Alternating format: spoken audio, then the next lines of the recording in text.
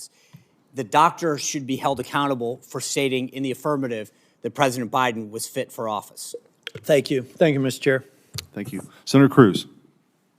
Thank you, Mr. Chairman. The Biden administration may go down in history as the most brazen constitutional fraud in American history. A Potemkin presidency fronted by a failing puppet with staffers behind the scenes pulling the strings. This is not political hyperbole. The American people saw it with their own eyes during the June 2024 debate. Numerous times, Biden stood frozen behind the podium, mouth agape, eyes frozen and unblinking. When he did speak, his words were confused and disjointed. I said that night, this is the most consequential presidential debate in history because it will result in one of the two candidates being removed from the ballot. That was exactly right. And following that debate, the Democrats recognized the collapse. They pulled out their knives and took out President Biden like Caesar on the Ides of March. For all of their strutting about, protesting that they support democracy, not a one of them gave a damn about democracy when they pulled Biden off the ballot and dropped Kamala Harris in without a single Democrat primary voter voting for him. And you know what?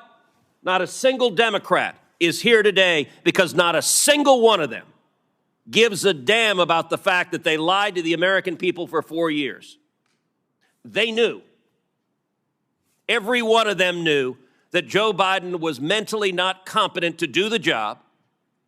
The White House press secretary, she knew when she stood in front of the American people and lied over and over and over again. And they're not here because they can't defend themselves. It wasn't a surprise. For 4 years, the White House hid President Biden from Republican senators, would not let him meet with us. He served 40 years in this body. We all know him. And they deliberately lied. And by the way, Jake Tapper had a bombshell book exposing the incredible scandal that Biden's mental decline was covered up by Jake Tapper. There's a Yiddish word, chutzpah. And that truly is chutzpah. How dare we lie and cover up what we all knew? Now, I have been asked literally 1,000 times by Texans, who was running the country? And I'm going to give you the most terrifying answer. I don't know. I genuinely don't know. And not a single Democrat here cares. The most telling proof of Biden's decline came with the signature of the president, the symbol of executive authority that was outsourced to a machine. Mr. Wold, you're a lawyer who served in the White House counsel's office. You understand the gravity of presidential action. Does the president's signature carry legal and constitutional weight under Article 2? Yes. Is the act of signing an executive order or signing a law or granting a pardon a delegable duty of the president? So in that opinion in 2005 from OLC, they said essentially that an Autopen could be used by a subordinate, but the president's determination as to sign the document can never be delegated. Can that authority be transferred to a staffer or a machine without the president's explicit authorization? Never. And if you look at the statistics are stunning. In 2021, President Biden issued 78 executive orders. None were signed with an Autopen. That first year of the presidency, Biden, I suppose, was relatively lucid, and 78 executive orders he signed by hand.